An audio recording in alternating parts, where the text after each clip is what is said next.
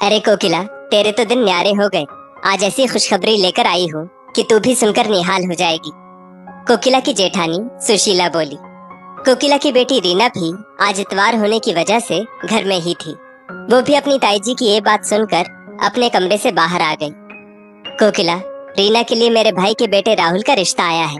तुम लोग तो जानते ही हो कितने पैसे वाले हैं वो लोग। उस घर में शादी हो जाएगी तो रीना को भी ये रोज की सुबह 10 से शाम 7 बजे वाली नौकरी से छुटकारा मिल जाएगा, हमेशा के लिए। सोने से लद कर रखेंगे वो लोग हमारी रीना को, और आज करेगी हमारी रीना वहाँ। तो हाँ कह देती हूँ तुम्हारी तरफ से भी, ठीक है ना? वैसे भी ये रिश्ता लाखों में एक है हमारी रीना के लिए। सुशीला लगातार बोले जा रही थी। कोकिला बोली, भाभी मैं आपके देवर जी से बात करके बताती हूँ, और रीना को भी तो सोचने का मौका चाहिए होगा ना। सुशीला बोली, अरे इसमें सोचने वाली क्या बात है भला? ऐसा रिश्ता तुम लोगों को और कहाँ मिल जाएगा।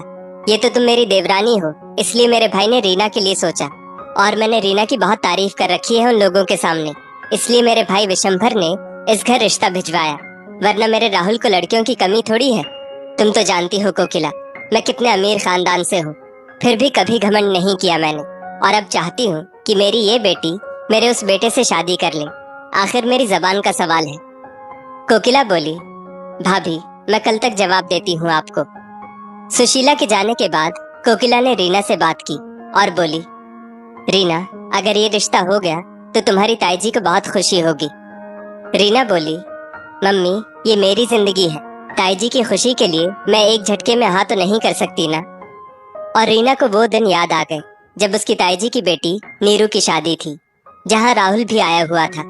गले में सोने की मोटी चेन, हाथ में मोटा सा सोने का ब्रेसलेट और चारों उंगलियों में सोने की अंगूठियां।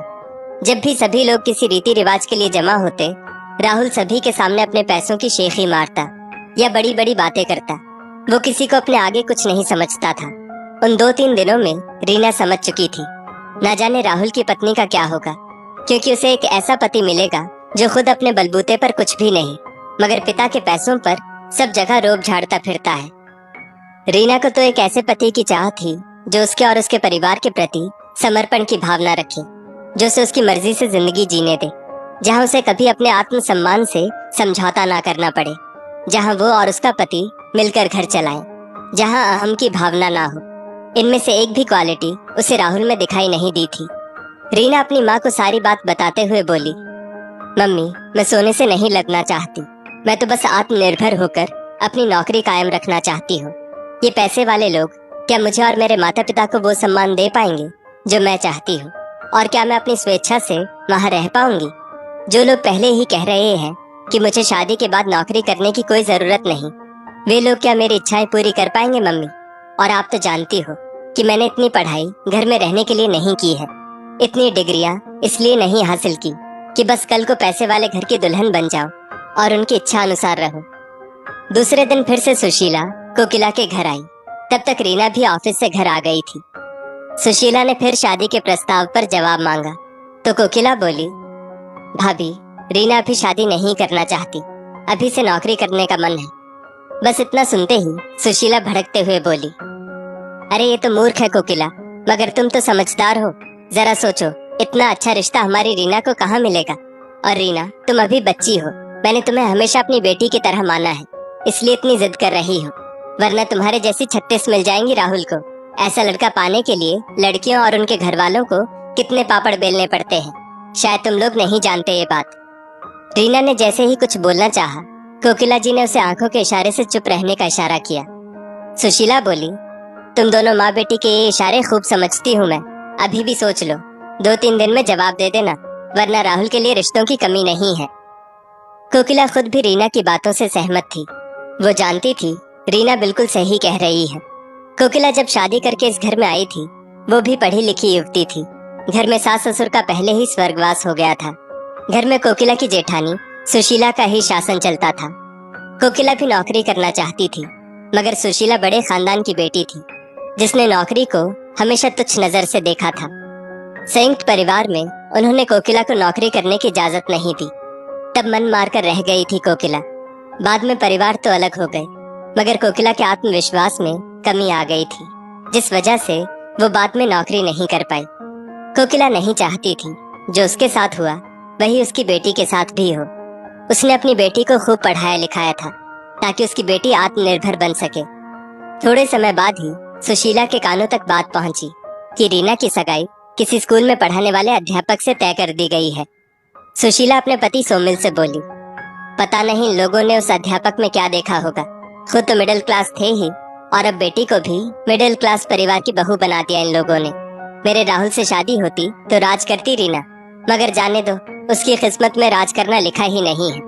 अब दोनों पति पत्नी नौकरी करेंगे तब जाकर कहीं घर का खर्चा उठा पाएंगे। रीना भी तो उसकी 10 से 7 वाली नौकरी में ही खुश है। अब बंदर क्या जाने अदरक का स्वाद। मैंने इतना अच्छा रिश्ता बताया था, लगे हाथ एक तीर से 2 निशाने साधे थे, मगर अब किसी की किस्मत ही फूटी हो तो क्या कर सकते हैं।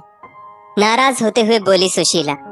पति सोमिल बोले, भाग्यवान, अब नाराजगी ही दिखाओगी या बधाई देने भी चलोगी। सोमिल और सुशीला जब बधाई देने उनके घर पहुंचे तो वहां लड़का सुकेत और उसका परिवार भी मौजूद था। देखने से ही पता चल रहा था कि बहुत साधारण लोग हैं, साधारण कपड़े, व्यवहारिक और मधुर भाषी। रीना और सुकेत ने ताऊजी और ताईजी के पांव छुए। सुशीला अनबूझे मन से आशीर्वाद देते हुए बोली, बेटा सुकेत, तुम्हारी किस्मत में लिखी थी रीना, अब क्या कहें, सबकी अपनी अपनी किस्मत। सुशीला जी जब भी ऐसी कोई बात करती रीना को बहुत गुस्सा आता, मगर वो अपनी माँ की वजह से चुप रह जाती। सुकेत और रीना की शादी की तारीख पक्की हो गई और शादी की खरीदारी शुरू हो गई। रिवाज के अनुसार करीबी रिश्तेदारों को बुलाकर खरीदारी का सारा सामान दिखाया जाता है। कोकिला जी ने अपनी ननद, बहन, जेठानी, सारे रिश्तेदारों को बुलाया, जहां सभी ने गहने और कपड़े लत्तों की बहुत तारीफ की, मगर सुशीला बोली, अध्यापक जी की औकात इतने हल्के कपड़े और गहनों की ही थी। बेचारे एक साधारण नौकरी वाले आदमी जो ठहरे, और माता पिता के पास भी तो ज्यादा पैसा नहीं है। अब खानदानी पैसों की तो बात ही अलग होती है। बेचारे गरीबों की इतनी औकात कहाँ कि कुछ महंगा दे पाए। उतने में कोकिला की ननद बोली, सुशीला भाभी, आजकल सोना बहुत महंगा हो गया है, फिर भी बहुत कुछ दिया है सुकेत के घर वालों ने। सुशीला बोली, अरे जीजी, इसे बहुत कुछ कहती हैं आप। अभी आपने मेरे मायके के ठाट नहीं देखे, इसलिए आपको ये साधारण चीजें भी अच्छी नजर आ रही है। रीना कोकिला जी की आंखों को देखकर फिर से चुप रह गई, वरना उसका मन तो कर रहा था कि वो अपनी ताई जी से कह दे कि जीवन में पैसा ही सब कुछ नहीं होता, प्यार और मान सम्मान उससे कहीं ज्यादा सर्वोपरि होता है। कभी उन्होंने अपने भांजे राहुल को देखा है किसी की इज्जत करते हुए, और वो करेगा भी क्यों, उसे तो अपने पैसों का बहुत अहम है, बिल्कुल आपकी तरह। मगर वो चाहकर भी कुछ बोल ना पाई, क्योंकि वो नहीं चाहती थी कि उसकी वजह से रिश्तों में कोई दरार आए। सुकेत और रीना की शादी अच्छे से संपन्न हो जाती है। रीना को उसके ससुराल में खूब प्यार और सम्मान मिलता है। सुकेत तो रीना से बहुत प्यार करता ही था, उसके माता पिता भी रीना को अपनी बेटी की तरह प्यार करते थे। रीना और सुकेत दोनों हर रोज सुबह साथ में नौकरी पर जाते। उन दोनों की शादीशुदा जिंदगी अच्छे से बीत रही थी कि उसकी ताई जी का फोन आता है कि उनके बेटे अभिषेक की शादी तय हो गई है। रीना शादी में जाने की तैयारी कर रही होती है कि रीना की सास मालती जी कहती है, रीना, तुम्हें 2-3 साड़ियाँ और खरीद लेनी चाहिए, आखिर ये भी तुम्हारे घर की ही शादी है, तुम्हें जो भी शॉपिंग करनी हो तुम कर सकती हो। रीना बोली, मम्मी जी, अभी 3 महीने पहले ही तो मेरी शादी हुई है और मुझे इतनी भारी भारी साड़ियाँ पहनने का शौक भी नहीं है। अलमारी में कितनी सारी साड़ियाँ ऐसे ही पड़ी हैं जो मैंने अब तक पहनी नहीं। मालती जी के बहुत आग्रह करने पर रीना 2-3 कॉटन की सिंपल साड़ियाँ खरीद लेती है, जो उसे ऑफिस में भी काम आ सकती थी। रीना और सुकेत ताई जी के बेटे अभिषेक की शादी में पहुंचते हैं, जहां ताई जी के मायके का परिवार भी उपस्थित था। शादी वाले घर में तो ढेरों काम रहते ही हैं। रीना और सुकेत पहुंचकर ताई जी और ताऊ जी की काम में मदद करने लगते हैं। रीना की नजर राहुल की पत्नी शिखा पर पड़ती है, जो सिर से पांव तक गहनों से लदी हुई रहती, मगर उसके चेहरे पर बिल्कुल भी मुस्कान नहीं होती। और राहुल, वो तो अक्सर ही नवाबों की तरह कुर्सी पर बैठा दिखाई देता। राहुल के माता पिता भी बस वहीं सोफे पर पसरे हुए दिखाई देते। कोई भी सुशीला जी की कुछ मदद करने नहीं आ रहा था। 1-2 बार जब रीना वहां से गुजर रही थी, तब उसे शिखा और राहुल के बहस करने की आवाज आई। शिखा कह रही थी, कठपुतली बनाकर रख दिया है तुम लोगों ने मुझे, जैसे मेरी अपनी कोई इच्छाएं ही ना हो। जैसे तुम लोग कहते हो मुझे वैसे ही करना होता है, मेरा खुद का तो कोई अस्तित्व ही नहीं है। राहुल भी सामने से बहस करते हुए बोला, इतने बड़े खानदान की बहू बनाया है तुम्हें, ये क्या कम है जो अब तुम्हें अपने अस्तित्व की तलाश करनी है।